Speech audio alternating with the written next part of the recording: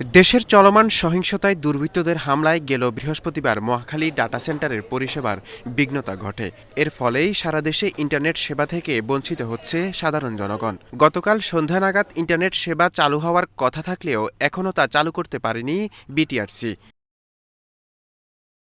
তবে internet service provider অ্যাসোসিয়েশনের সভাপতি এমদাদুল হক জানিয়েছেন, এই পরিস্থিতি ঠিক হতে আরও 2 থেকে 3 দিন সময় লাগবে। আমি আশা করছি হয়তো খুব সহসাই ইন্টারনেট হয়তো আমরা আগের অবস্থায় ফিরে যেতে পারবো। সরকারও চেষ্টা করছে, আমাদের বিটিআরসিও চেষ্টা করছে কিভাবে আমরা ইন্টারনেটটা আবার আগের পূর্বের অবস্থায় ফিরিয়ে নিতে পারি।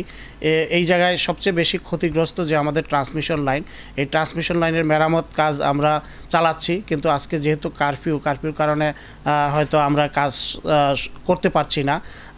হয়তো কারফিউ উঠে গেলে আমরা যে কোনো মুহূর্তে হয়তো আমরা ইন্টারনেট ব্যান্ডউইথটাও পাবো এবং আমাদের সঞ্চালন লাইন মেরামতের মাধ্যমে আমরা আবার ইন্টারনেট আগের অবস্থায় ফিরে নিয়ে যেতে পারবো। তিনি জানান, ব্যাংক সেবা থেকে শুরু করে বিভিন্ন কর্মকাণ্ডে বেশ লোকসানে পড়েছে এ খাতের বিনিয়োগকারীরা। বিকাশের অ্যাপ, নগদের অ্যাপ, প্রত্যেকটা জায়গায় আমাদের আসলে ইন্টারনেটের প্রয়োজন হয়। ইন্টারনেট ছাড়া আসলে এখন পৃথিবী অচল। আমাদের সফটওয়্যার খাতে প্রতিদিন প্রায় $1 মিলিয়ন বেশি আমাদের ক্ষতি হচ্ছে। তাছাড়া আমাদের গার্মেন্ট শিল্প আছে, গার্মেন্ট শিল্পে তারা তাদের যে অর্ডার রিসিভ করা বা তাদের আপডেটগুলো বিভিন্ন জায়গায় দেয়া, সারা পৃথিবীর সাথে যোগাযোগ করা, সেটাও কিন্তু ব্যাহত হচ্ছে।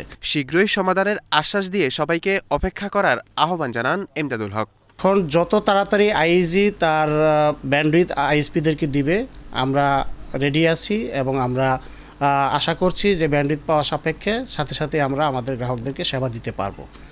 নূর মোহাম্মদ ভূঁইয়া, এশিয়ান টেলিভিশন, ঢাকা।